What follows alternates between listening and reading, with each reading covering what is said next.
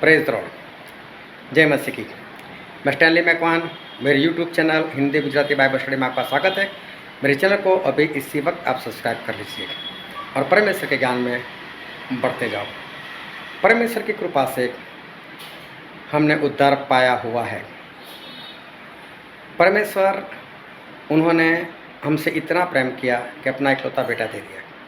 उन्होंने हमारे लिए लहू बहा दिए। उन्होंने हमारे लिए पवित्र आत्मा को भेज दिया। तो क्या इसका मतलब ये है कि हम स्वर्ग आसानी से पहुंच जाएंगे? क्या स्वर्ग जाने के लिए कोई मेहनत करनी पड़ेगी? क्या स्वर्ग जाने के लिए हमें कुछ काम करना पड़ेगा? ये जानने के लिए इस वीडियो को पूरा देखो। हम सभी परमेश्वर के वचन की ओर चले। अपनी आंखों को बंद करें, अपने मस्तकों को झुकाए, एक हाथ स्वर्ग की ओर उठाए और एक हाथ अपनी छाती के ऊपर रखे। और जितना मैं बोलता हूँ इतना मेरे पीछे बोलना। प्रभु यीशु, मैं आपके पास आता हूँ। मेरा प्राण, मेरा शरीर, मेरी आत्मा आपको समर्पित करता हूँ। प्रभु यीशु, आज मैं आपके वचन को ध्यान से सुनना चाहता हूँ।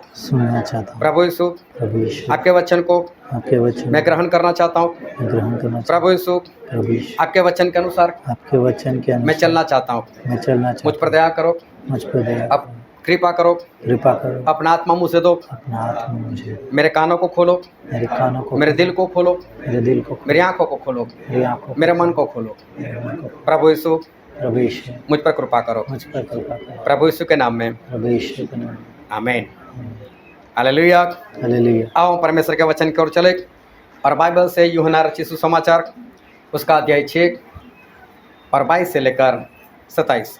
दूसरे दिन उस भीड़ ने जो झील के पार खड़ी थी, यह देखा कि यहाँ एक को छोड़ और कोई नाव न थी, और यीशु अपने चेलों के साथ उस नाव पर नहीं चढ़ा था, परंतु केवल उसके चेले ही गए थे। तब अन्य नावें तिबिरियास से उस जगह के निकट आई जहाँ उन्होंने प्रभु के धन्यवाद करने के बाद रोटी खाई थी। इसलिए जब भीड़ ने देखा कि यहाँ न यीशु है और न उसके चेले, तो वे भी नावों पर चढ़ के यीशु को ढूंढते हुए कफरनहूम पहुँचे। झील के पार जब वे उससे मिले तो कहा, हे रब्बी, तू यहाँ कब आया? यीशु ने उन्हें उत्तर दिया, मैं तुम्हें सच सच कहता हूँ, तुम मुझे इसलिए नहीं ढूंढते हो कि तुमने आश्चर्य कर्म देखे, परंतु इसलिए कि तुम रोटियां खाकर तृप्त हुए। नाशवान भोजन के लिए परिश्रम न करो, परंतु उस भोजन के लिए जो अनंत जीवन तक ठहरता है, जिसे मनुष्य का पुत्र तुम्हें देगा, क्योंकि पिता अर्थात परमेश्वर ने उसी पर छाप लगाई है। परमेश्वर पिता का वचन हमारे लिए बहुत ही आशीषित है और परमेश्वर पिता का वचन सच्चा है। और बाइबल में लिखा है कि यदि तू सच्चाई को जानेगा तो सच्चाई तुझे आज़ाद करेगी। बहुत ध्यान से आज परमेश्वर के वचन को सुनना, समझना, ग्रहण करना और उसके अनुसार चलना। परमेश्वर सहायता करेंगे और हम परमेश्वर के राज के वारिस बनेंगे। जब प्रभु यीशु इस धरती पर आए थे तो प्रभु यीशु ने कुछ चेले ठहराए थे और उसमें से 12 चेले उनके खास थे और 12 चेले जो थे वो प्रभु यीशु के साथ लगातार रहते थे। लेकिन ये जो 12 चेले थे उनका जीवन चरित्र जब हम बाइबल में देखते उस 3.5 साल के दौरान जब वो प्रभु यीशु के साथ थे, तब उनके जीवन में मौज मस्ती दिखाई देती है। कोई सीरियस नहीं था और कोई प्रभु यीशु के पीछे जिस तरह से चलना चाहिए उस तरह से नहीं चलता था। हालांकि उन लोगों ने अपना कारोबार छोड़ दिया था, अपने परिवार को भी छोड़ दिया था और प्रभु यीशु के पीछे चल रहे थे, लेकिन एक सांसारिक तौर से या शारीरिक तौर से वो प्रभु यीशु के पीछे थे, लेकिन आत्मा से वो प्रभु यीशु के पीछे नहीं थे। प्रभु ने जो जो बातें उनको सिखाई थी वो उनके जीवन में नहीं आई थी। प्रभु उनके साथ बातें करते हुए, उपदेश करते हुए जो उनके अंदर जो बदलाव चाहते थे वो उनके जीवन में नहीं दिखाई देता था।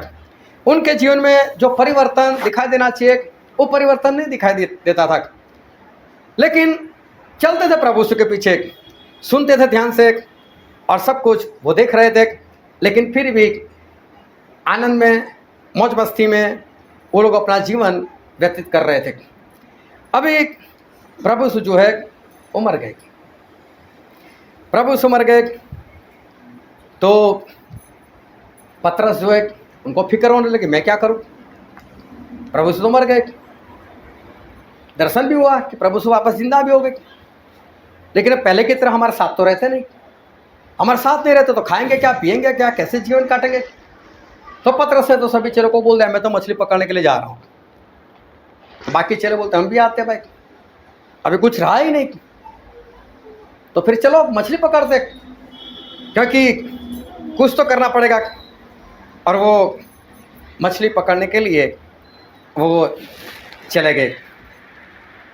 आज तक उनको सब कुछ मिलता रहा था, लेकिन अब पता चला कि अब कुछ नहीं मिलने वाला, क्योंकि प्रभु यीशु ही नहीं रहे। तो फिर दान कहाँ से आएगा, हमको खाने पर कौन बुलाएगा, अगर 5 रोटी 2 मछली होगी तो चमत्कार कौन करेगा, कितने लोग खा सकेंगे। ये सारी चिंताएं इनके जीवन में आई और इस कारण से ये लोग मछली पकड़ने के लिए चले गए। लेकिन अब क्या, अब करें तो क्या करें। प्रभु यीशु इनके साथ नहीं थे, लेकिन फिर भी प्रभु यीशु वहाँ पर आए। मछली तो फिर भी इनको नहीं मिली। प्रभु यीशु ने फिर इनको बोला दाहिनी ओर जाल डालो, और मछली बहुत सारी 153 मछली उनके पास जाल में आई। लेकिन अब तो एक घटना और हो गई कि प्रभु यीशु स्वर्ग ही चले गए। अभी कभी कभी जो मिलना होता था, दर्शन होता था, वो भी बंद हो गया। अभी तो प्रभु यीशु स्वर्ग ही चले गए।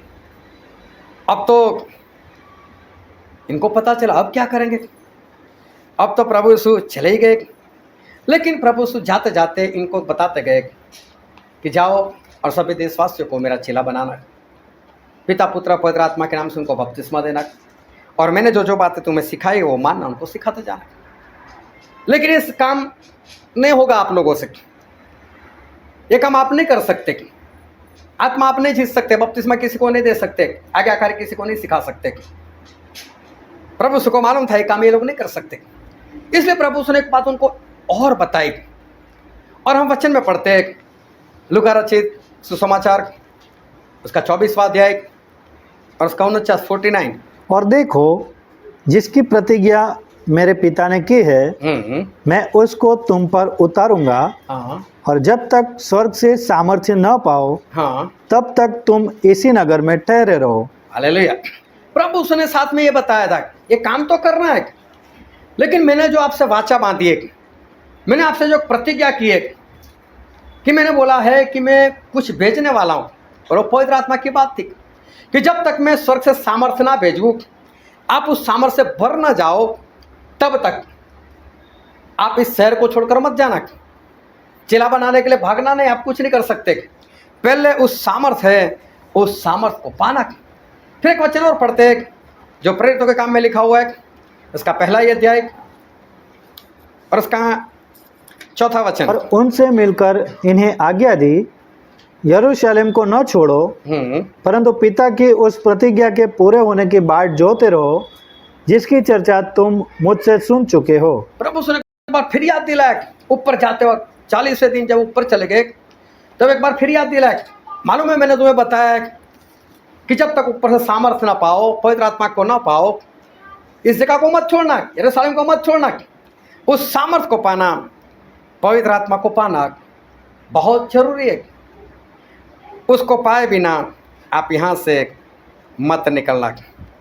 अभी देखो बार बार ये बातें हुई, चेलों को दिमाग में आ गया, चेलों को पता चल गया कि हम बाहर नहीं निकल सकते, और बाहर निकलने से पहले हमको पवित्र आत्मा चाहिए। Hallelujah, hallelujah. ध्यान से समझना। प्रभु ने उनको बोला था ना, मैं पिता से विनती करूंगा और पिता तुम्हें दूसरा सहायक अर्थात पवित्र आत्मा देंगे। प्रभु ने बोला था ना, मैंने जो प्रतिज्ञा दी है, मैंने जो बताया कि ऊपर से सामर्थ्य ना पाओ तब तक मत निकलना। एक बार फिर प्रेरितों के काम में 40वें दिन फिर याद दिलाया, मैंने जो प्रतिज्ञा दी है, मैंने जो वादा किया उसको पूरा होते हुए ना देखो तब तक मत निकलना। अभी देखो ये बार बार प्रभु उसने अपनी ओर से कहा है। चेलों ने नहीं मांगा पवित्र आत्मा तक, चेलों ने कोई सामर्थ्य नहीं मांगा, लेकिन प्रभु यीशु सामने से बोल रहे मैं भेजूंगा, मैं पिता से विनती करूंगा, जब तक ऊपर से सामर्थ्य ना पाओ, जब तक पवित्र आत्मा ना पाओ, मत निकलना, मत निकलना। अभी इसका मतलब यह है कि पवित्र आत्मा कौन देने वाले? प्रभु यीशु। चेलों ने नहीं मांगा, प्रभु यीशु देने वाले। मैं पिता से विनती करूंगा, विनती वो करने वाले, भेजने वाले पिता और आने वाले हैं पवित्र आत्मा। अभी चेलों ने नहीं मांगा, लेकिन परमेश्वर ने बोला मैं दूंगा। हालेलुया। लेकिन हुआ क्या मालूम है? 40 दिन प्रभु यीशु ऊपर चले गए, ये लोग वापस आए यरूशलेम में। जो ऊपर वाला कमरा था उसमें सब बैठ गए, और उस वक्त ये लोग तकरीबन 120 लोग थे, और ये 120 लोगों ने प्रार्थना शुरू कर दी। और ये बातें मैंने बहुत बार सिखाई, इसको याद कर लेना। अभी समझो ये कमरा है हमारा, 120 हो सकता है मैं आसानी से बैठ जाए, लेकिन 120 लोगों को खाने के लिए कुछ चाहिए ना, 120 लोगों को पीने के लिए पानी चाहिए ना। और उस वक्त सरकार घर में तो पानी नहीं देती थी, नल नहीं होता था, बाहर कुएं पर जाना होता था, और कुएं से पानी भरकर लाना होता था। और ज़्यादातर कुआं कहाँ होता था मालूम है? गांव से बाहर होता था, ताकि गांव के अंदर गंदगी ना फैले, पानी बाहर ना जाए, क्योंकि वहाँ लोग कपड़े धोएंगे, बर्तन साफ करेंगे। सामर स्त्री कहाँ पर पानी भरने के लिए गई थी? है ना, शहर से बाहर। तो कुआं ज़्यादातर शहर से बाहर होता था। अभी वहाँ पर जाना है पानी लेने के लिए, तो डर इनको ये भी है कि यहूदी लोग हमको ना मार दें, यीशु को तो मार दिया। और यूहन्ना भी इसमें लिखा भी है कि यहूदियों के डर से इन लोगों ने दरवाजे बंद रखे थे, अभी डर के मारे बाहर नहीं निकल रहे। तो 120 लोगों को पानी चाहिए, इतना याद रखना। तो इनके घर में कितना पानी होगा? तो पानी मेरे ख्याल से जितना भी होगा पहले दिन खत्म हो गया होगा। अगर खाना होगा तो 120 लोगों का खाना, गैस नहीं है, बोतल नहीं है, लाइन नहीं लगी, लकड़े लेने कहाँ जाना पड़ेगा?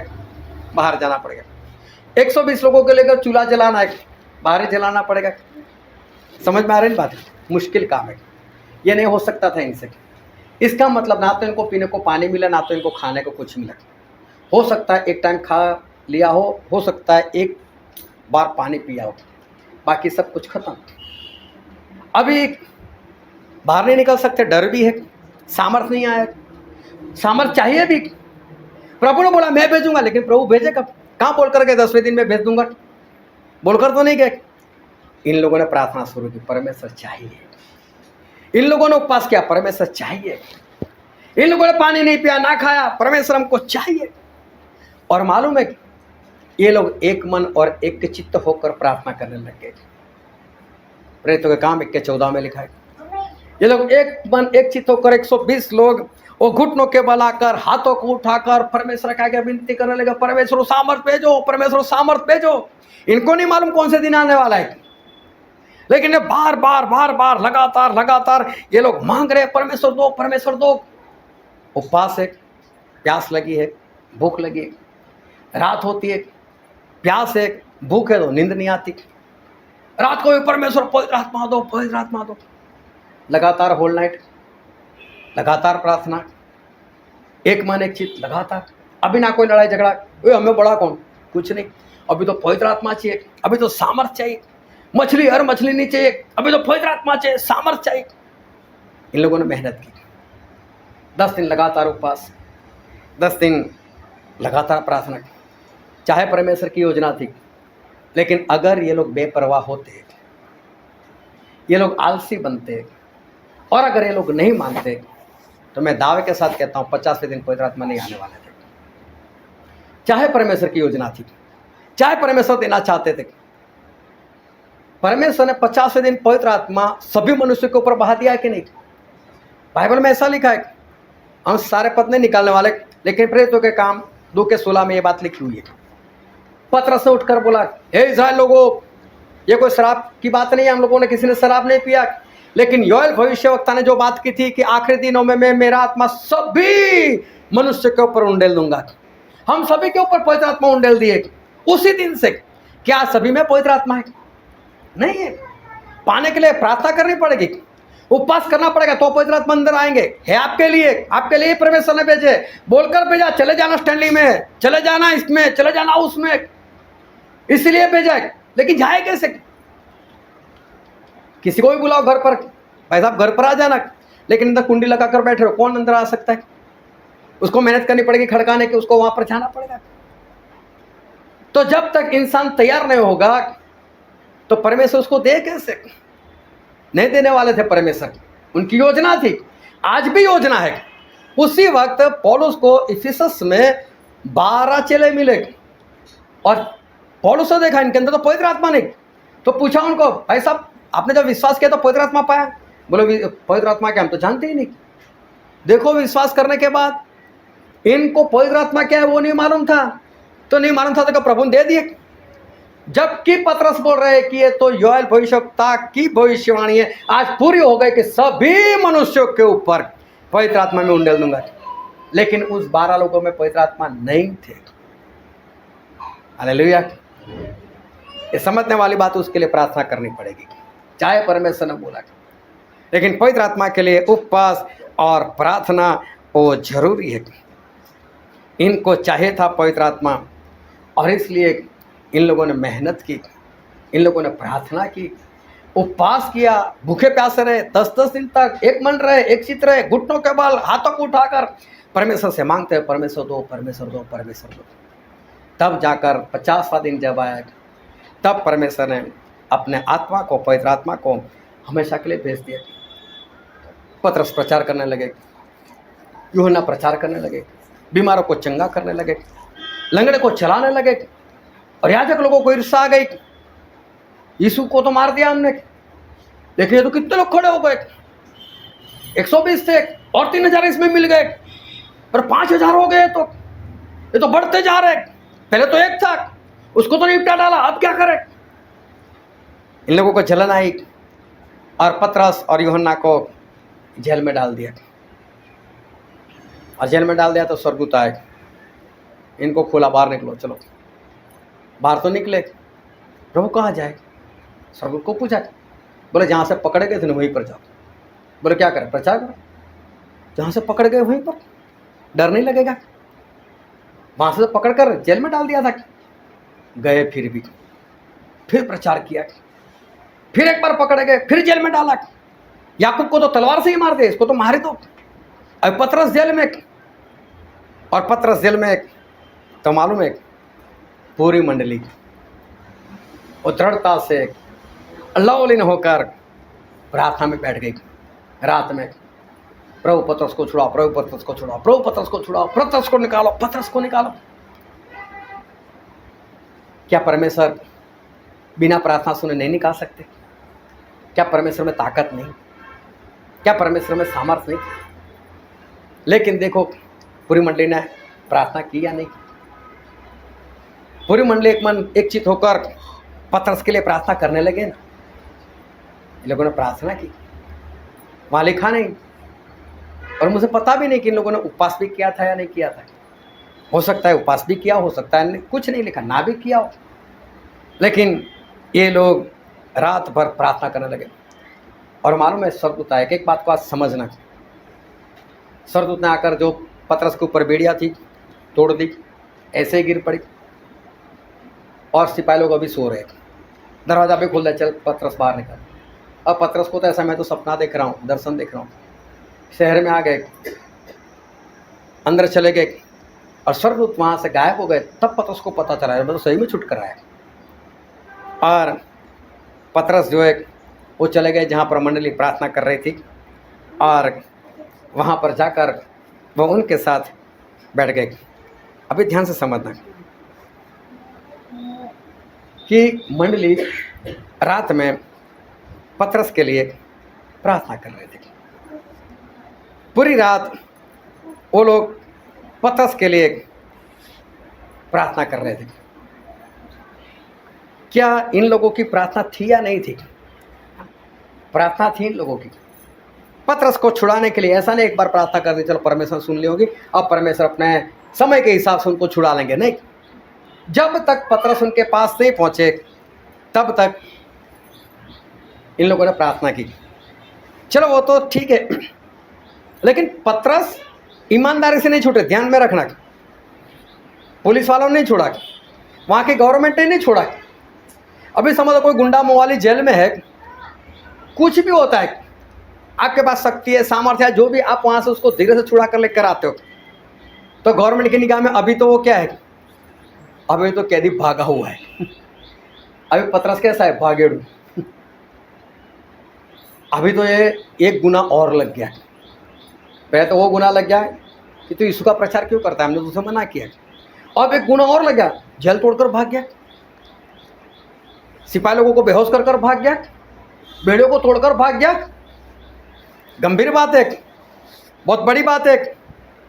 अभी तो अगर पतरस फिर से अगर हाथ में आते हैं तो मालूम नहीं उनका हश्र क्या होगा, उनके साथ कैसे लोग व्यवहार करेंगे नहीं मालूम, लेकिन पहले जो किया था उससे कुछ भारी करेंगे। अभी देखो, हम जानते हैं, पतरस जानते हैं कि मैं भागेड़ू को नहीं, परमेश्वर ने मुझे छुड़ाया। अभी वो जाकर बोले आपकी नहीं चलेगी, मेरे परमेश्वर ने मुझे छुड़ाया, तो क्या मान लेंगे वो? पतरस सही में देखो तो संसार की ओर से एक भागेड़ू है। अगर वो पकड़े गए तो समस्या हो सकती है। और फिर भी पतरस अपना काम जो है वो कर रहे, अभी भी पतरस अपना काम करे, अभी भी प्रचार करे। अभी एक बार क्या हुआ, पतरस चले गए याफा में। याफा में चले गए, मालूम नहीं किसी के घर चले गए। अब मुझे नहीं मालूम कि पतरस ने पहले वहाँ पर किसी को भेजकर बताया कि मैं आ रहा हूँ या नहीं भेजा, मालूम नहीं, बाइबल में लिखा भी। लेकिन पतरस वहाँ पर पहुँच गए। अभी उस वक्त तो कभी भी कहीं पर भी चलकर ही जाना है।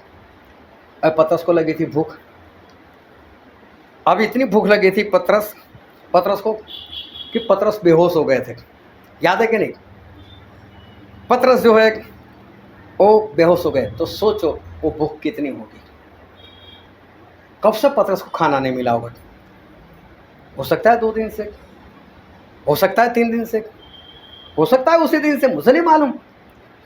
लेकिन पतरस को इतनी भूख लगी थी कि पतरस उस भूख के कारण बेहोश हो गए। अब जिसके घर गए तो उनके घर में भी खाना तो नहीं बनाया है, और उनके घर में भी ऐसा तो नहीं कि पतरस गए और तुरंत भूख के मारे बेहोश हो गए। कुछ बैठे होंगे तो उन लोगों ने कुछ दिया भी नहीं होगा, भी नहीं घर में, तभी नहीं दिया होगा। जब पतरस आए तो कुछ बनाते, बनाने में कुछ वक्त तो लगता है, लेकिन तब तक पतरस जो है वो पतरस काफ़ी भूखे थे। तो मालूम है ऐसी भूख में पतरस ने क्या सोचा, चलो ऊपर टेरेस पर चला जाता हूँ, भूख तो बहुत लगी, और वहाँ पर जाकर प्रार्थना करता हूँ।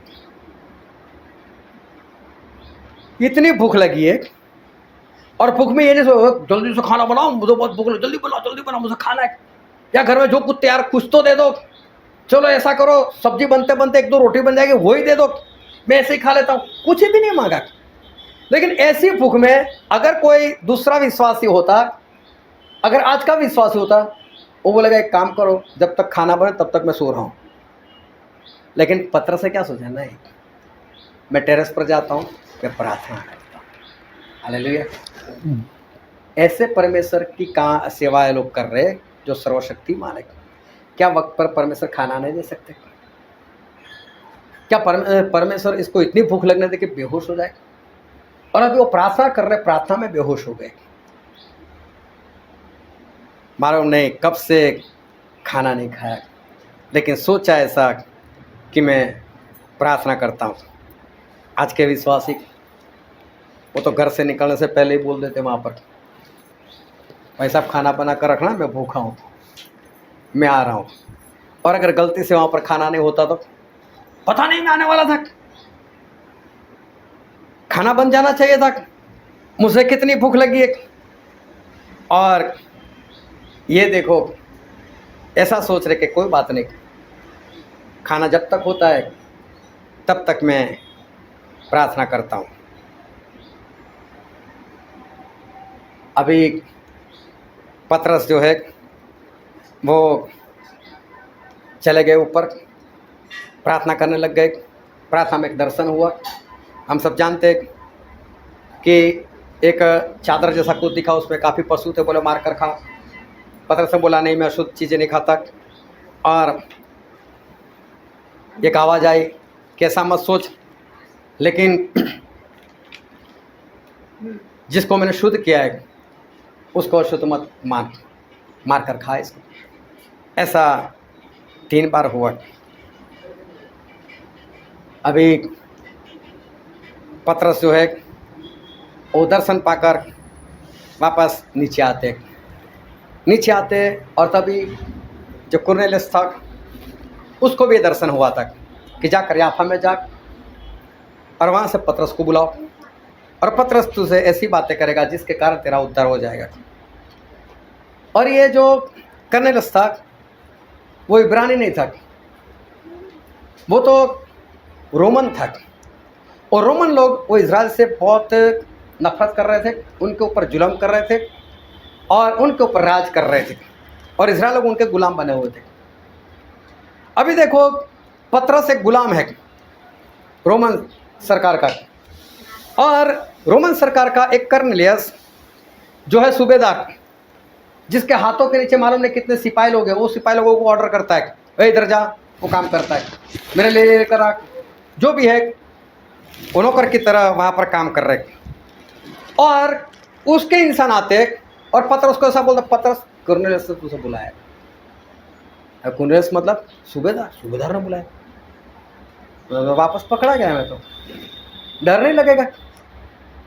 कुरनेलियुस के हाथ के नीचे इतने सिपाही लोग हैं, गए भी हो गए सिपाही लोग, हो सकता है किसी नौकर को भेजा, मालूम नहीं। लेकिन अभी पतरस को डर लगना चाहिए, मैं जाऊंगा इससे मुझे जेल में डाल दिया तो चलो वो भी ठीक है, मैं जाऊं और इसने मुझे मार दिया तो खत्म ही कर दिया तो। लेकिन परमेश्वर याद दिलाते हैं, पतरस वो विजन याद कर, जा इसके साथ। अभी इसको दूसरा सवाल तो ये, तो अन्य जाति से, अन्य जाति के पास तो उत्तर है ही नहीं, मैं क्यों जाऊं? लेकिन पतरस गए। क्या पतरस ये नहीं बोल सकते कि कुरनेलियुस को जरूरत है तो मेरे पास आओ जाओ, इतनी बड़ी मंडली है मेरी, मैं बिशप हूँ, मैं नहीं आता किसी के घर, बुलाओ इसको इधर, जो भी बातें करनी यहाँ पर कर लेंगे। नहीं, पतरस चलकर उनके साथ गए। पतरस डरे नहीं, जो होगा देखा जाएगा। पतरस वहाँ पर गए, बोले क्या हुआ? तो बोले मुझे विजन हुआ, स्वर्गदूत दिखाई दिया और स्वर्गदूत ने मुझे इतना बोला, पतरस को बुला और पतरस तुम्हें ऐसी बातें करेगा जिससे तुम्हारा उद्धार होगा, और परमेश्वर तुझे जो भी बोला है बताओ उनको। और पतरस हैरान, पतरस ने प्रचार करना शुरू किया और जैसे ही प्रचार करना शुरू किया, यीशु मसीह के बारे में बताने लगे, इनके ऊपर भी पवित्र आत्मा उतरे, ये सब पवित्र आत्मा से भर गए। और पवित्र आत्मा से भर गए तो पतरस बोलता है, अभी इनको बपतिस्मा देने को कौन मना कर सकता है, दे दो सभी को बपतिस्मा। पतरस ने प्रचार सुनाया ना वहाँ जाकर, पतरस ने इन सभी लोगों को बपतिस्मा दिया नहीं। ध्यान से समझना एक एक बातों को। पतरस वहाँ पर गए, प्रचार सुनाया, पतरस ने लोगों को बपतिस्मा दिया। ध्यान से समझते रहना। जो फिलिपुस था वो तो भागकर सामरिया में चले गए और सामरिया में जाकर उन्होंने बहुत सारे चमत्कार किए। जो लकवा वाले थे उनको चंगाई मिली, जिनके अंदर भूत प्रेत थे वो चिल्ला चिल्ला कर भागने लगे, बहुत सारे बीमारी ठीक हो गई, अंधे देखने लगे, लंगड़े चलने लगे। उस शहर में आनंद होगा, खुशी खुशी हो गई। सब लोग उसके पास आए, बोला वो हम क्या करें? फिर बोलता है बपतिस्मा लो, बपतिस्मा लो। बहुत लोगों ने बपतिस्मा लिया, अरे तो जादूगर ने भी बपतिस्मा ले लिया। अब ये सारी बातें पता चली यरूशलेम में और प्रेरितों को। बोले हमारा साथी जो फिलिप है वहाँ पर गए और फिलिप ने वहाँ पर जाकर बहुत काम किया और बहुत लोगों ने प्रभु को ग्रहण किया और बहुत लोगों का बपतिस्मा हुआ। लेकिन जब तक प्रेरित नहीं जाएगा तो पवित्र आत्मा कैसे मिलेंगे? प्रेरितों को भेजो। और पतरस और यूहन्ना वहाँ पर गए। लेकिन एक वचन हम पढ़ते हैं प्रेरितों के काम, उसका 8वां अध्याय और उसका 14वां वचन। जब प्रेरितों ने जो यरूशलेम में थे सुना कि सामरियों ने परमेश्वर का वचन मान लिया है, तो पतरस और यूहन्ना को उनके पास भेजा। Hallelujah, hallelujah. जाग रहे हो कि नहीं? बोलो हालेलुया। हालेलुया। अभी ध्यान से संबंधक, ये वचन ऐसा कहता है कि जब प्रेरितों को वहां पर पता चला यरूशलेम में, दो लोगों को भेजा। किसको भेजा? पतरस और यूहन्ना को भेजा। मंडली किसके किसके ऊपर बनाई गई? सबसे बड़ा कौन है? पतरस। पतरस। सबका बड़ा अगुआ है वो पतरस। और पतरस को उसके नीचे वाले ऐसा, हे पतरस तू और यूहन्ना जाओ। नीचे वाले ऑर्डर कर रहे हैं पतरस को, पतरस जाओ वहां पर लोगों को पवित्र आत्मा दिलाओ। समझ में आ रही बात? पतरस और प्रेरित को भेज सकते थे कि नहीं? यूहन्ना भी साथ में अगुआ है, वो भी तो बड़े पतरस के साथ वाले, वो भी किसी को बोले जो तुम जाओ। अब यरूशलेम से लेकर सामरिया तक चलकर जाना है। कौन सी गाड़ी मिलने वाली है? भूखा प्यासा होकर जाना है और वहां पर जाकर लोगों के लिए प्रार्थना करनी। पतरस ने किसी को बोला, ए तू मेरे बाद में आया, चल मेरी वजह तुझे पवित्र आत्मा में, तू मुझे कौन ऑर्डर करने वाला कि जाओ वहां पर सामरिया? लोगों ने भेजा, ऐसा लिखा है। और पतरस ने माना अपने नीचे वालों की, कोई बात नहीं मैं जाता हूँ। यूहन्ना ने माना, कोई बात नहीं मैं जाता हूँ। चल कर गए और वहां पर गए तो पवित्र आत्मा दिलाना था। हो सकता है उपवास कर कर गए हो, बड़ा काम है पवित्र आत्मा दिलाना। पवित्र आत्मा दिलाए, उनके लिए प्रार्थना की। ये सब कुछ पतरस और यूहन्ना ने किया। चले वो लोग अगुवे थे, फिर भी अपने नीचे वालों का इन लोगों ने माना। कितने किलोमीटर है, कितने किलोमीटर चल कर गए, हम अंदाजा नहीं लगा सकते। और वहाँ पर इनके लिए प्रार्थना की। ये आसान नहीं है अपने नीचे वाला कोई कहे और उसका मानना। जब अगुआ कहते वो नहीं मानते तो फिर जो नीचे वाले कहेंगे उसका कौन मानेगा? लेकिन ये दोनों ने तो काम किया। हमें स्वर्ग जाना है, लेकिन स्वर्ग आसान नहीं है। और स्वर्ग जाने का जो रास्ता है उसको चौड़ा रास्ता नहीं कहा गया है, उसको सकरा रास्ता कहा गया है, उसको तंग रास्ता कहा गया है। वो रास्ता बहुत छोटा है, तंग है, उसके ऊपर चलने वाले बहुत कम है। उसको इंग्लिश में नैरो रास्ता, नैरो कहा गया है, कि जिसमें मुश्किल से चला जाता है। ऐसा है, बहुत कम है जो इस रास्ते के ऊपर जाते हैं। पतरस ने इसी तरह से बहुत सारे आत्मा जीते। यूहन्ना ने भी बहुत सारे आत्मा जीते। आत्मा जीतने के लिए कुछ चाहिए हमको। आत्मा जीतने के लिए हमें बहुत कुछ चाहिए। और सबसे पहले आत्मा जीतने के लिए अगर हमको कुछ चाहिए तो सबसे पहले चाहिए परमेश्वर की अगुवाई। ध्यान से समझना, सबसे पहले हमको चाहिए परमेश्वर की अगुवाई। प्रभु से जा रहे थे इसी सामरिया से, और वहाँ पर सुखार नाम की जगह आई। वहाँ पर याकूब का एक कुआं था। और प्रभु ने 12 चेलों को ऐसा बोला, यहाँ से निकलो, मेरे लिए खाना लेकर आओ। क्यों 12 को बोला? क्यों 12 को भेज दिया? क्योंकि प्रभु को पता था कि यहाँ पर अभी एक स्त्री आने वाली है जो जवान भी है, खूबसूरत भी है, व्यभिचार में है, लेकिन उसको बचाना है। वो भी इस कड़ी धूप में दोपहर में पानी भरने के लिए आने वाली है, मुझे उसको बचाना है। जवान स्त्री है, खूबसूरत में, अगर मैं उसके साथ बातें करूंगा तो हो सकता है 12 चेले कुछ सोचे या मुझे डिस्टर्ब करे। इससे अच्छा इनको भगा दो। सभी को बोला, जाओ मेरे लिए खाना लेकर आओ। अगर खाना ही लाना था सिर्फ 2 लोग काफ़ी थे, 4 लोगों को भेजते थे, 6 लोगों को भेजते थे, लेकिन 12 को भेजने की तो सही में ज़रूरत नहीं थी। अभी देखो 12 को भेज दिया, लेकिन प्रभु ने क्यों ऐसा किया? परमेश्वर की अगुवाई। परमेश्वर ने बोल दिया पहले से, पवित्र आत्मा ने पहले से बोल दिया, इस रास्ते से कुआं आएगा, सामने स्त्री आएगी, उसके साथ बातें करनी है। ये 12 लोग डिस्टर्ब करने वाले, भगाओ इसको। एक परमेश्वर की स्पष्ट अगुवाई। सबसे पहले आत्मा जीतने के लिए आपको चाहिए एक परमेश्वर की स्पष्ट अगुवाई। उस अगुवाई के कारण पता चला कि यहाँ पर कोई आने वाला है। इस अगुवाई के कारण पता चला कि इनको भगाना है 12 लोगों को, और उनको भगा दिया। ये है परमेश्वर की अगुवाई। सबसे पहले चाहिए।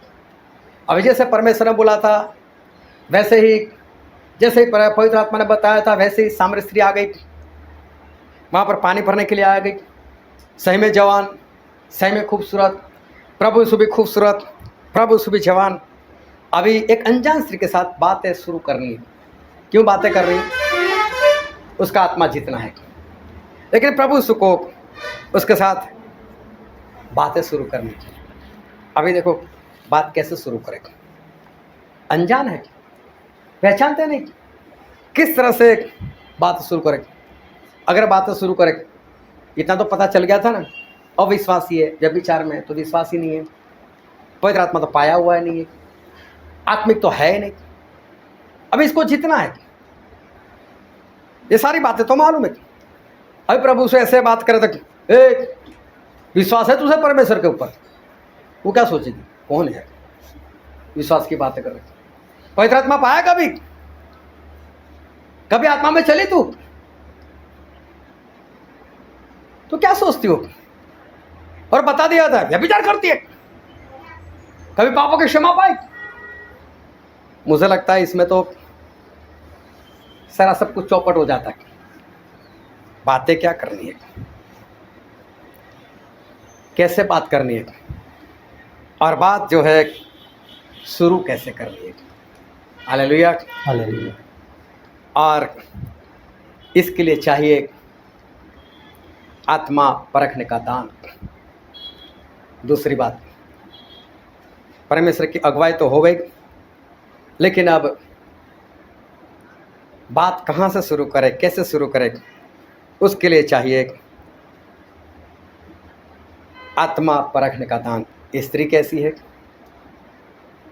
कैसे उसके साथ बात की जाए ताकि वो सुने उसका आत्मा किस तरह का है। भड़का हुआ आत्मा, झगड़ालू आत्मा, झूठ बोलने वाला आत्मा कैसा है, परखना पड़ेगा। कौन सी बात में शुरू करूं, कैसे बात शुरू करूं ताकि वो मेरे से बात करे। और मालूम है प्रभु ने फिर वहां पर बात शुरू की, ए स्त्री मुझे पानी पिलाना, क्योंकि उसकी भी सांसारिक जरूरत वही थी, पानी। जिसको खुद पानी की प्यास हो ना, वो सामने वाले को समझ सकता है क्या इसको भी प्यास लगी। आप 1 घंटा सफर कर कर किसके घर में जाओ गर्मी के वक्त, और आपको बहुत प्यास लगी, और वो सामने वाला पूछता ही नहीं है, पानी लाता ही नहीं,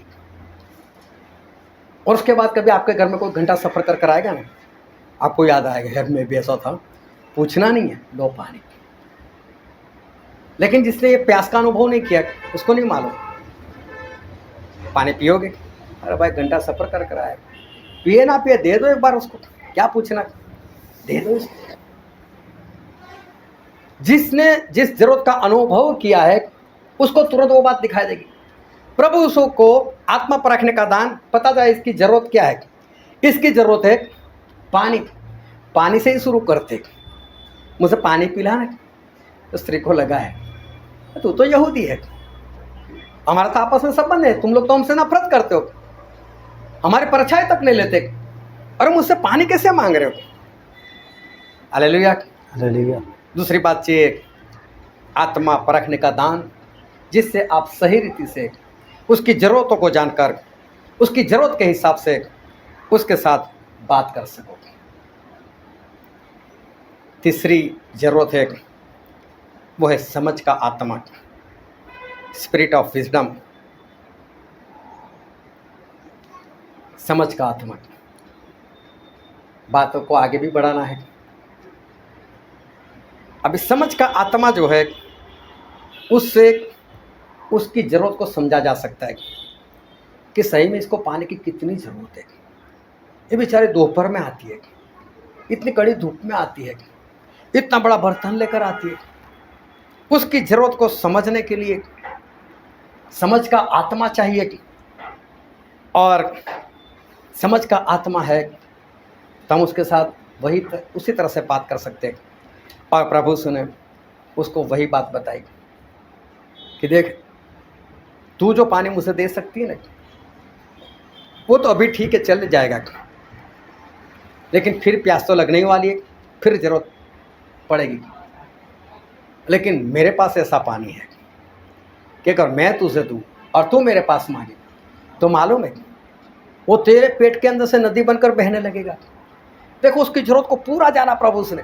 स्पिरिट ऑफ विजडम, समझ का आत्मा, किस तरह से बात करनी है, कैसे इसको उकसाऊं, इसको क्या चाहिए। परमेश्वर जो मूर्ति पूजा कर रहा था, ऐसे अब्राहम को आकर बोला, अब्राहम तेरे बाप का घर छोड़ दे, मैं तुझे तेरे से कौम पैदा करूंगा। वहीं पर पॉइंट पर प्रभु उसने मारा उसको। उसकी जरूरत क्या थी? सोना चांदी सब था, पैसा था, कपड़ा था, सब कुछ था, कारोबार सब कुछ था। क्या जरूरत है इसकी? इसको बच्चा चाहिए, इसको बच्चा नहीं है। और परमेश्वर ने वहीं पर चोट मारे, एक मैं तुझे दूंगा। और एक ही बार में सबको छोड़कर अब्राहम चल पड़े।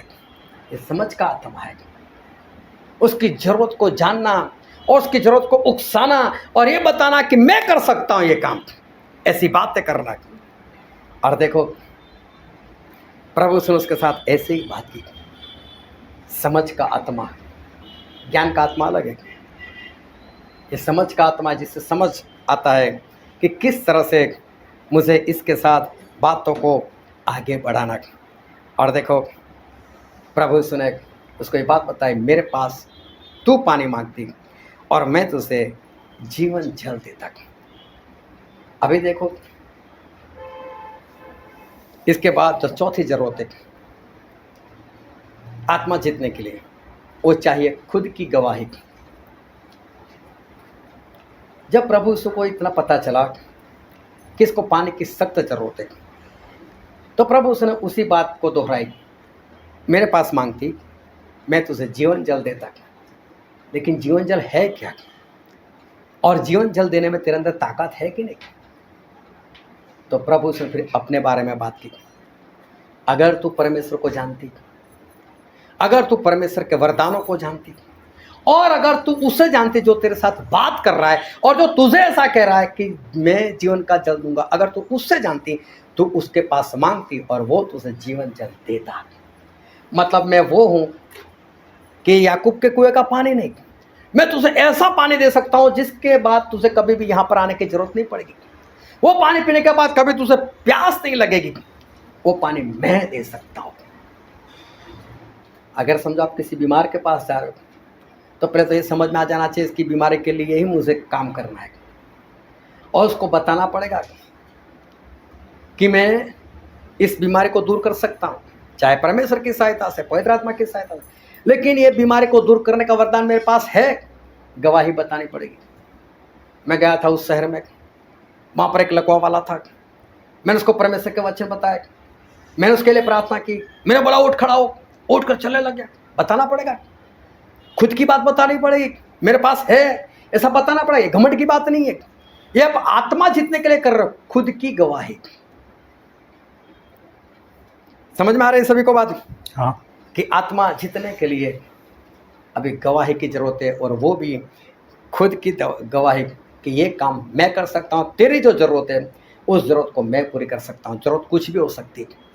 यहाँ पर स्त्री को पानी की जरूरत है, लेकिन आप जिसके भी पास जाओ उसकी ज़रूरत कुछ अलग हो सकती है। किसी को चंगाई की ज़रूरत हो सकती है, किसी को पैसों की ज़रूरत हो सकती है, किसी को और ज़रूरत हो सकती है। वो ज़रूरत आप पूरी कर सकते हो, ऐसा आपके अंदर होना चाहिए। वो आत्मा, वो वरदान, वो आपके अंदर होना चाहिए। अभी बताना पड़ेगा उसको, खुद की गवाही जो है वो देनी पड़ेगी। और मालूम है गवाही का मतलब क्या होता है? एक वचन पढ़ते हैं, प्रकाशित वाक्य उसका 19वां अध्याय और वचन 10। तब मैं उसको दंडवत करने के लिए उसके पांव पर गिर पड़ा। उसने मुझसे कहा, देख, ऐसा मत कर। मैं तेरा और तेरे भाइयों का संगी दास हूँ जो यीशु की गवाही देने पर स्थिर है। परमेश्वर ही को दंडवत कर, क्योंकि यीशु की गवाही भविष्यवाणी की आत्मा है। हालेलुया। यीशु की गवाही भविष्यवाणी की आत्मा है। गवाही देना आत्मा से होता है। विलास भाई आकर बोल रहे, सभी के जीवन में काम हो रहा है, सभी उठो, बार बार बोलना पड़ता है, फिर भी उठ नहीं पाते। क्योंकि गवाही पवित्र आत्मा से दी जाती है। यह आत्मा होना चाहिए, ये प्रबोध का आत्मा हमारे अंदर होना चाहिए, ताकि हम खुद की गवाही बता सके कि मेरे अंदर ये बात है, ए स्त्री मैं तुझे जीवन जल जो है वो मैं दे सकता हूँ। अब ये बात तो हो गई कि मैं जीवन जल दूंगा, लेकिन अभी उसकी आंखें कहाँ खुल रही? उसको कहाँ पता चला कि जीवन जल मतलब क्या है? उसको तो अभी भी जीवन जल की जरूरत नहीं है। अभी जो आप उसको देना चाहते हो उसके लिए कई बार ऐसा होता है, लोगों को उकसाओ, लोगों को बताओ परमेश्वर चंगा करता है, परमेश्वर छुटकारा देते हैं, लेकिन फिर वो लोग सामने से कुछ बोलते ही नहीं, हाँ मेरे लिए प्रार्थना करो। जब नहीं बोलेंगे तो क्या होगा? आत्मा कैसे जीतोगे? उसने कुछ बोला ही नहीं, बातचीत तो वहीं पर रुक जाएगी। तो उसके लिए क्या करना पड़ता है? हमारा उसको उकसाना पड़ता है। अब यहाँ पर जीवन जल की बात है, तो जीवन जल के लिए स्त्री को प्यासा होना जरूरी है, तो प्यास जगानी पड़ती है। अभी प्रभु सुने इसको प्यास जो है वो प्यास को जगाया, अपनी गवाही देकर मैं ये कर सकता हूँ। और इसको पता चला अरे मुझे तो इसकी ज़रूरत है और ये मेरी ज़रूरत को पूरा कर सकता है। कब पता चला? गवाही देकर। तो गवाही से लोगों को बताना पड़ता है कि तेरी जो ज़रूरत है वो मैं पूरी कर सकता हूँ। ध्यान से समझना, जब आत्मा जीतने के लिए सब कुछ कर रहे, कोई घमंड की बात नहीं है। हाँ, अगर आप किसी को घमंड से बात करते हो घमंड है, लेकिन यहाँ पर तो आपको आत्मा जीतना है। अगर आप परमेश्वर ऐसा कर देंगे, परमेश्वर ऐसा कर देंगे, तो परमेश्वर के ऊपर उसको विश्वास कहाँ है? उसको विश्वास आएगा भी कहाँ? उसको बताना पड़ेगा मैं करता हूँ प्रार्थना, और मैं प्रार्थना करता हूँ तो काम हो जाता है। अपनी बात करनी है, गवाही देनी पड़ेगी 2-4, उसको उकसाना पड़ेगा मेरे से होता है ये काम। और प्रभु उसको बताया कि मैं वो हूँ जो परमेश्वर के दान लिए घूमता हूँ, और मैं प्यासों की प्यास में बुझा सकता हूँ, मैं उसको जीवन जल दे सकता हूँ। और तब ये प्यासी हुई कि हाँ मुझे प्यास लगी है। और उसके बाद जब वो तैयार हो जाती है तो प्रभु ने उसको उसकी जो प्यास थी उस प्यास को बुझाया, उसको जीवन जल दिया। आखिरी बात है, 5वीं बात है कि उसकी ज़रूरतों को पूरा करो, उसकी जो प्यास है वो प्यास बुझाओ। वो बीमार है, चंगाई मिलनी चाहिए उसी वक्त। भूत प्रेत से जकड़ा हुआ है, निकलना चाहिए उस वक्त। ये आत्मा जितने की बात है वो परमेश्वर से दूर है, तो उसको ये पूरी बातें उसके जीवन में पूरी होना वो जरूर है।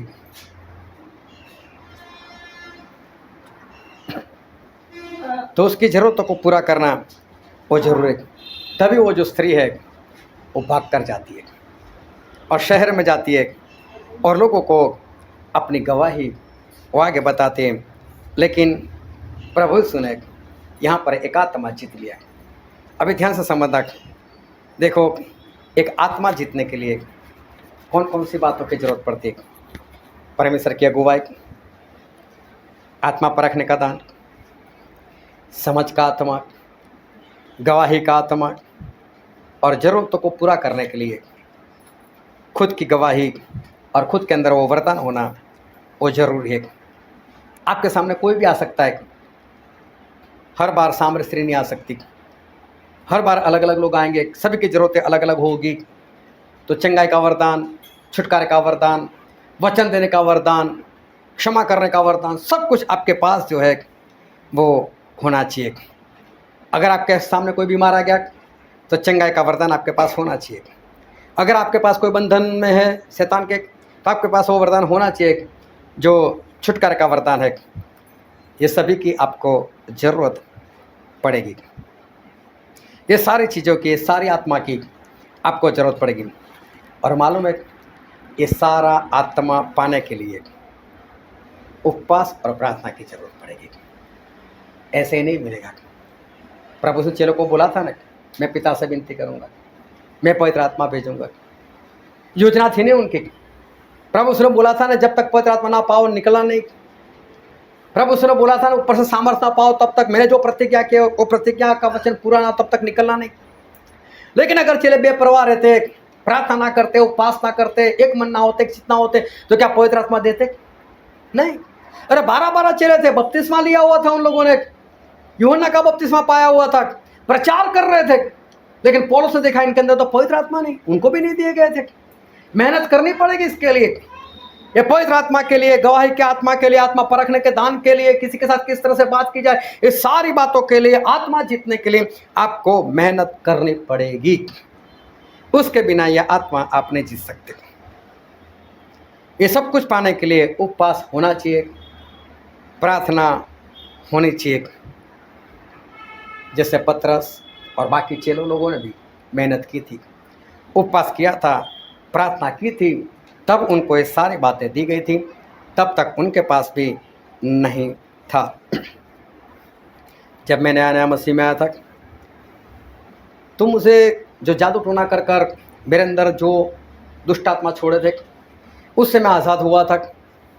तो वो जो पीड़ा मैंने सहन की थी, जो मौत को मैंने करीब से देखा था, उसके लिए मेरी प्रार्थना हर रोज रहती थी, परमेश्वर किसी के भी जीवन में जादू टोना होता, आप उसको छुड़ा लेना, आप उसको बचा लेना, किसी को भी उनके पास भेज देना ताकि वो बचाया जाए। लेकिन ऐसी प्रार्थना मैं लगातार करता रहा। लेकिन मालूम है प्रभु ने मुझे बोला, बोले काम तू कर, ये काम तुझे करना है। जो लोग ऐसे लोग हैं जिनके अंदर जादू टोना है, दुष्ट आत्मा है, उनको छुड़ाने का काम तू कर।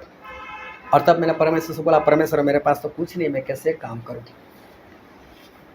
और वो काम करने के लिए ये सारे वरदान जो है वो पाने पड़े, पवित्र आत्मा को पाना पड़ा, और वो ऐसे नहीं मिलते। उसके लिए लगातार उपवास, लगातार प्रार्थना चली, बार बार प्रार्थना, लगातार उपवास, ये सब कुछ किया, ये सब मेहनत की। और तब ये सारे वरदान मिलने लगे, इस्तेमाल होने लगा, लोग मुझे बुलाने लगे और मैं जाने लगा। लोगों के जीवन में चमत्कार होने लगे। लेकिन चमत्कार कहाँ स्वर्ग में पहुंचाने वाले, हमें तो स्वर्ग में पहुंचना है। ये तो अभी सिर्फ चमत्कार हुए, अभी तो लोग हमारी प्रार्थना से बचाए गए, लेकिन आत्मा जितना बाकी है, उनको स्वर्ग तक पहुंचाना बाकी है, उनको साथ लेकर जाना है। हमें भी स्वर्ग जाना है, तो चमत्कार हमें कभी भी स्वर्ग नहीं पहुंचा सकते। एक बार मैं किसी के घर प्रार्थना के लिए गया, 2006 की बात कर रहा हूँ, और वहाँ पर एक लड़का मुझे मिल गया, और वो भी मसीह को मानने वाला था। जिनके घर में मैं बैठा था वो भी मसीह को मानने वाले लोग थे। उन्होंने मेरी पहचान कराई कि परमेश्वर का दास है, वडोदरा से आता है।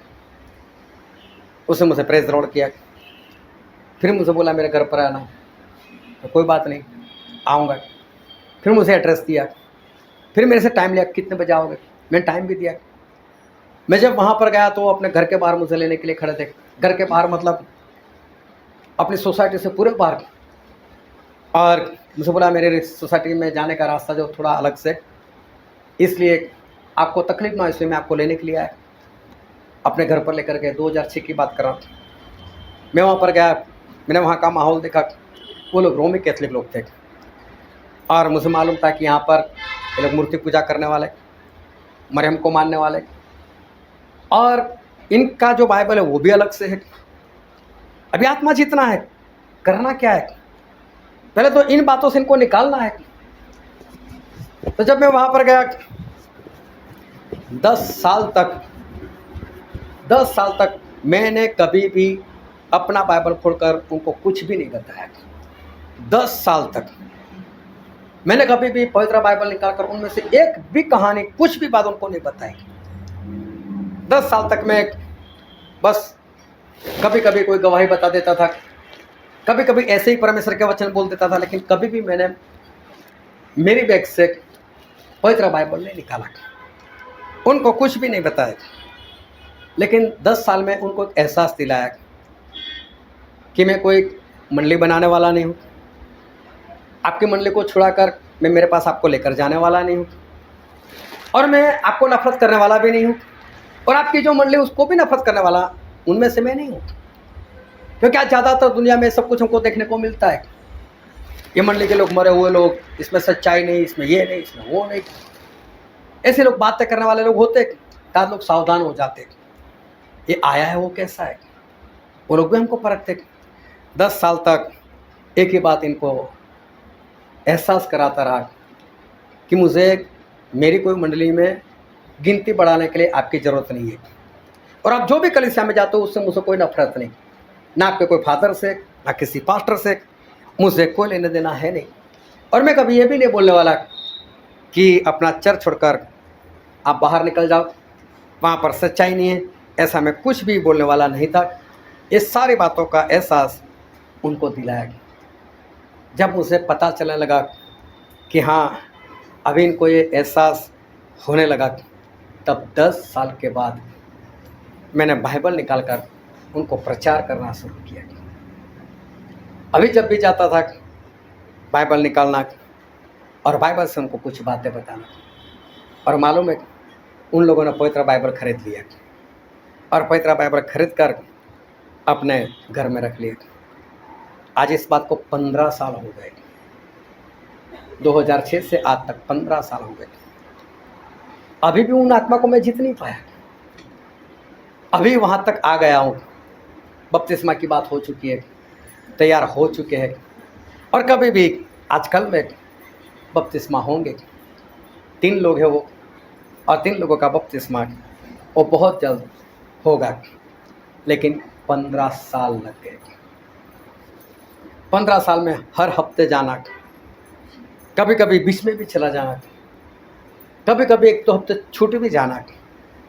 सोचो कितना पेट्रोल गया होगा, कितनी मेहनत हो गई, और तब जाकर आज वो काम हो रहा है। अभी वो फल बस मिलने की तैयारी में है, अभी भी मिले नहीं, अभी मालूम नहीं कितनी बार और जाना पड़ेगा, काम पूरा होगा। आत्मा ऐसे नहीं जीते जाते, मेहनत करनी पड़ती है। एक भाई साहब, वो भी अन्य जाति से, अन्य धर्म से, सामने से मुझे मिलने नहीं आए थे, लेकिन सामने से मिलने कहने का मतलब वो मेरे घर आए थे किसी और काम से, लेकिन हमारा आमना सामना हो गया और उनको मेरे साथ बैठकर अच्छा लगा।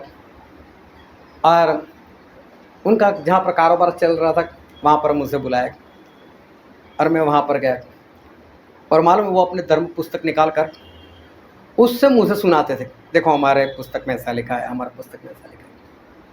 और मैं बहुत ध्यान से सुनता था उनको, अभी आधा पौना घंटा सुना देते थे वो। फिर मैं बोलता चलो अभी प्रार्थना करें, फिर ठीक है प्रार्थना करें। मैं प्रभु यीशु के नाम की प्रार्थना कर मैं वहाँ से निकलता था, उनको अच्छा भी लगता था। फिर दूसरे हफ्ते जाना, फिर अपनी धर्म पुस्तक निकालना, फिर वो बातें करना। मालूम है ऐसे करने लगे। एक बार तो मुझसे पूछ लिया, बोले आप तो यीशु मसीह करते हो, तो बोले मेन तो ऊपर वाला है, उसके ऊपर उनके जो भी समझते, बोले उसको भूल तो नहीं जाते। मैंने बोला नहीं, मैंने मेन को ही पकड़ा हुआ है। मैंने उनको कुछ नहीं बोला। 6 महीने तक मैं उनकी शिक्षा सुनते रहा, 6 महीने तक। 6 महीने के बाद एक बार वो मेरे घर पर आए, दोपहर का वक्त तक, और उस दिन परमेश्वर ने मुझे अगुवाई दी, बोले आज बता इनको कि यीशु है कौन। और मैं बताता गया। उनकी आंखों से आंसू निकलते गए, और सिन इतना रोए और प्रभु से कितनी क्षमा मांगी। ओ यीशु मेरे मसीहा, आप ही परमेश्वर, मैं आपको जानता नहीं था, मैं तो आपको एक भविष्यवक्ता समझता था। प्रभु मेरी बहुत गलती हो, मुझे क्षमा करो। बहुत रोए, और फिर बपतिस्मा के बारे में उनको सिखाया। 1-2 बार बपतिस्मा देखा, और मालूम है मुझसे बोला जब मेरा बपतिस्मा हो ना, बोले पानी में डूबो रखना, तुरंत बात मत निकालना। अब ये बात हम दोनों जानते थे। जब बपतिस्मा के ले गए तो लोग देखने लगे स्टैनली भाई को बाहर क्यों नहीं निकाल रहे। क्या पवित्र आत्मा उनके ऊपर बल से उतरे थे, और क्या परमेश्वर ने काम किया। लेकिन 6 महीने लग गए थे, और उसके बाद वो 8 आत्मा और लेकर आए, वो तुरंत मिले। लेकिन 6 महीने इनके लिए मेहनत हुई थी। आत्मा जीतने के लिए काम करना पड़ता है, मेहनत करनी पड़ती है। अभी 2.5 साल से मैं एक जगह पर जा रहा हूँ, और वहाँ पर 2 आत्मा है। एक आत्मा तो साल में मुझसे मिल गया, 1 साल के अंदर एक आत्मा तो मिल गया, लेकिन एक आत्मा अभी भी बाकी है। और वो भी अन्य जाति से। और मैंने कभी भी उनको कभी भी प्रभु यीशु के बारे में कभी भी कुछ भी नहीं बताया, कुछ भी नहीं बोला, ना उनको पास में बिठाकर कभी कोई सुसमाचार दिया, कुछ भी नहीं। लेकिन बस हम लोग बैठे रहते थे, बातचीत करते रहते थे परमेश्वर की, और वो भाई साहब बैठकर सुनते थे, और सुनकर वो विश्वास में आने लगे। और बहुत जल्द अभी उनका भी बपतिस्मा होगा। लेकिन 2.5 साल तो बीत गए, अब मालूम नहीं और कितना वक्त जाएगा, लेकिन आत्मा जीतने में मेहनत पड़ती है। आत्मा ऐसे हमारी झोली में नहीं पड़ते, उसके लिए मेहनत करनी पड़ती है। उसके लिए जितने आत्मा चाहिए, समझ का आत्मा चाहिए, गवाही का आत्मा चाहिए, पवित्र आत्मा चाहिए, वो पाने के लिए उपवास प्रार्थना की जरूरत पड़ती है। आपको दिन में 3 बार रोटी चाहिए, और ये 3 बार रोटी कहाँ आसानी से मिल जाती है। उसके लिए हर रोज़ जॉब जाना पड़ता है, 8-8 घंटे वहाँ पर काम करना पड़ता है। 30 दिन काम कर दो तब जाकर तनख्वाह मिलती है, तब जाकर आप सेटिंग कर कर हर रोज़ के 3 बार रोटी खाने का इंतज़ाम करते हो। और वो रोटी खाकर भी मरना तो है ही, वो रोटी खाकर भी नरक में तो जाना ही है। फिर भी देखो कितनी मेहनत। तो सोचो, जो जीवन की रोटी है, जिसको खाने से स्वर्ग मिलता है, क्या बिना मेहनत मिल सकती है? क्या आसानी से हो सकता है? नहीं। उसके लिए जितनी मेहनत, उससे ज़्यादा मेहनत इस जीवन की रोटी के लिए करनी पड़ेगी। जीवन की रोटी के लिए मेहनत करनी पड़ेगी, वो मुफ्त में नहीं मिलने वाली। और इसलिए जो स्वर्ग है, जो अनंत जीवन है, उसके लिए मेहनत करनी पड़ेगी। लेकिन मालूम है विश्वासी लोग क्या समझते, मिल जाएगी यार, परमेश्वर देते हैं। क्या परमेश्वर ऐसा चाहेंगे? और इंसान वो मेहनत नहीं करता, उसको ऐसा लगता है कि हो जाएगा हो जाएगा। इंसान पानी के लिए कितनी मेहनत करता है। किसी के घर 4 बजे पानी आता है, किसी के घर 6 बजे पानी आता है, किसी के घर 9 बजे पानी आता है। और मालूम है जैसे ही पानी आता है, सभी लोग सब कुछ काम छोड़कर घर में भाग जाते और पानी भरना शुरू कर देते।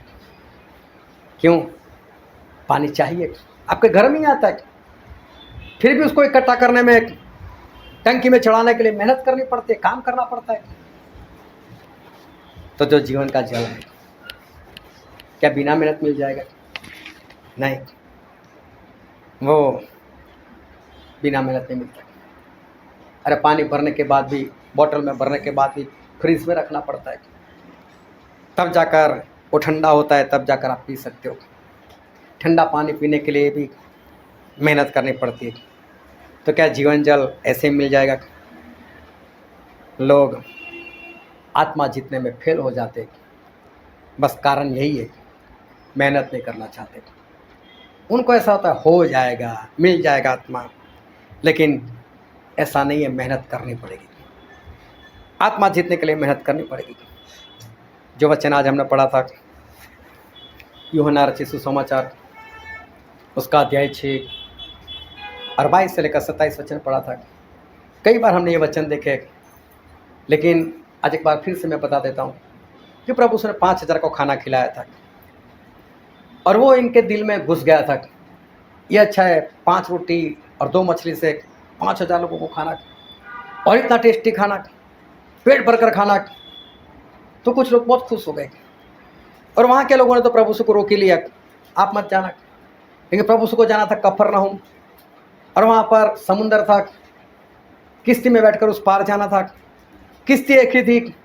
तो प्रभु ने अपने चेलों को बिठा दे, जाओ आप लोग निकलो, ये लोग मुझे छोड़ते नहीं है, तो मैं इनके साथ रुकता हूँ, चले जाओ आप लोग, कफरनहूम में आ जाऊँगा।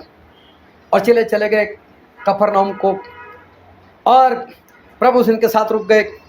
जब इन्होंने देखा कि अब ना तो किश्ती है और ना चेले हैं, कहाँ जाएगा यीशु, सभी लोग अपने घर चले गए।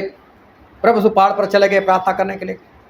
लेकिन बाद में प्रभु यीशु देर रात वो पानी पर चलते चलते गए, चेलों के साथ किश्ती में बैठ गए और कफरनहूम पहुंच गए।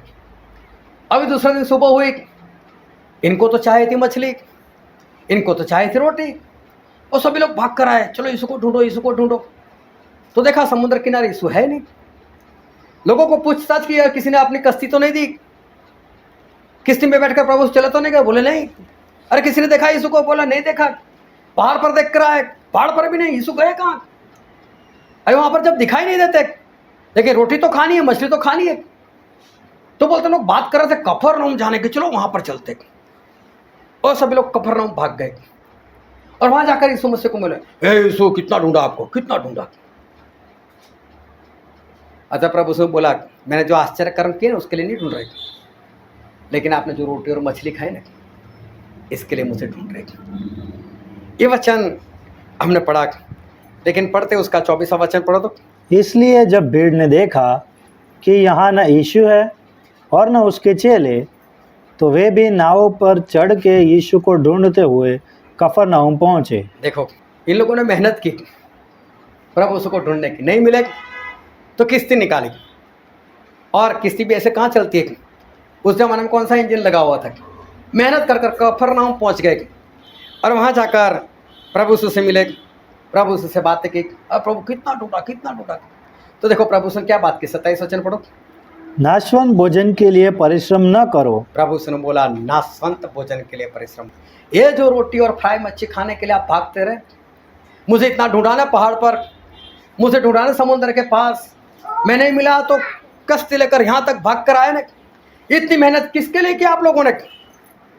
एक रोटी के लिए, एक मछली के लिए, एक नाशवंत भोजन के लिए, खाकर भी मरने वालों, खाकर भी नरक में जाने वालों, उस भोजन के लिए इतनी मेहनत की।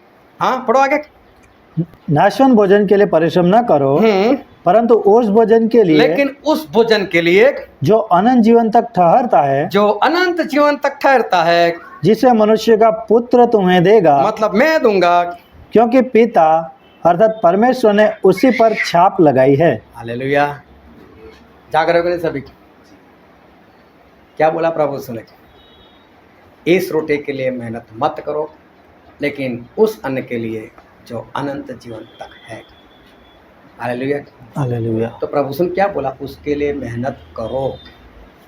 इसका मतलब बिना मेहनत स्वर्ग नहीं मिलेगा, अनंत जीवन बिना मेहनत नहीं मिलेगा। प्रभु ने बोला उसके लिए मेहनत करो। समझ में आ रही बात? प्रभु का कहना बहुत स्पष्ट है, मेहनत नहीं करोगे तो आप स्वर्ग में कभी भी नहीं जा सकते। और इसलिए स्वर्ग में जाने के लिए आत्मा जीतना जरूरी है, और आत्मा जीतने के लिए समझ का आत्मा, गवाही का आत्मा, पवित्र आत्मा, वरदान सबकी जरूरत है। और वो सब पाने के लिए मेहनत करने की, उपवास करने की, प्रार्थना करने की बहुत जरूरत है। बिना मेहनत आप स्वर्ग में नहीं जा सकते। मूसा 80 दिन 80 रात भूखे प्यासे इसीलिए रहे क्योंकि वो स्वर्ग जाना चाहते थे। यहोशू वो मूसा के साथ बने रहे, लड़ाइयाँ की इसलिए क्योंकि वो स्वर्ग जाना चाहते थे। मूसा 40 साल तक लोगों का सहन करते रहे, कारण यही था कि वो स्वर्ग जाना चाहते थे। मूसा ने सभी लोगों को इसीलिए झेला क्योंकि वो स्वर्ग जाना चाहते थे। इन सभी ने मेहनत की, पतरस ने मेहनत की, पौलुस ने मेहनत की, यूहन्ना को देखो उन्होंने मेहनत की। स्वर्ग में जाने के लिए मेहनत जरूरी है। कितनी बार ये लोग जेल गए, कितनी बार मार खाया, कितनी सताओं को सहन किया इन लोगों ने, मेहनत की, तब जाकर आज वो स्वर्ग में बैठे हुए। अगर आप भी अगर स्वर्ग में जाना चाहते हो तो मुफ्त नहीं जा सकोगे, मेहनत करनी पड़ेगी। Hallelujah, hallelujah. स्वर्ग जाने के लिए मेहनत करनी पड़ेगी। बोलो सारे, स्वर्ग जाने के लिए मेहनत करनी पड़ेगी। आओ हम सभी अपने आंखों को बंद करें, अपने मस्तकों को प्रभु से आगे झुकाए। जो राजाओं के राजा है, जो प्रभु के प्रभु है, जो कभी नहीं बदलते, जो हमारे बीच में है। मेरे प्रियो, ये वक्त है कि हम अपने आप को जांचें, हम अपने आप को परखें। मैं जितनी मेहनत मेरे पेट भरने के लिए, सांसारिक रोटी के लिए करता हूँ? क्या अनंत जीवन पाने के लिए मैं कोई मेहनत करता हूँ? क्या पवित्र आत्मा पाने के लिए मैं कोई मेहनत करता हूँ? क्या कोई वरदान पाने के लिए मैं मेहनत करता हूँ? मेरे प्रिय, सारी बाइबल की बातें बाहर की बातें नहीं है। बाइबल में लिखा है कि जो अन्न नाशवंत है उसके लिए मेहनत ना करो, लेकिन जो अनंत जीवन जाने वाला है उसके लिए मेहनत करो। मेहनत करनी पड़ेगी, ऐसे स्वर्ग हम नहीं जा सकते। और इसलिए आत्मा में अनंत जीवन के लिए, स्वर्ग के लिए मेहनत के लिए तैयार हो जाओ। चाहे कैसा भी मौसम हो, चाहे कैसी भी परिस्थिति हो, चाहे कुछ भी हो, लेकिन बिना मेहनत हम स्वर्ग नहीं जा सकते। और इसलिए आज अपने दिल में ठान लो कि मुझे मेहनत करनी है और तभी मैं स्वर्ग जा सकता हूँ।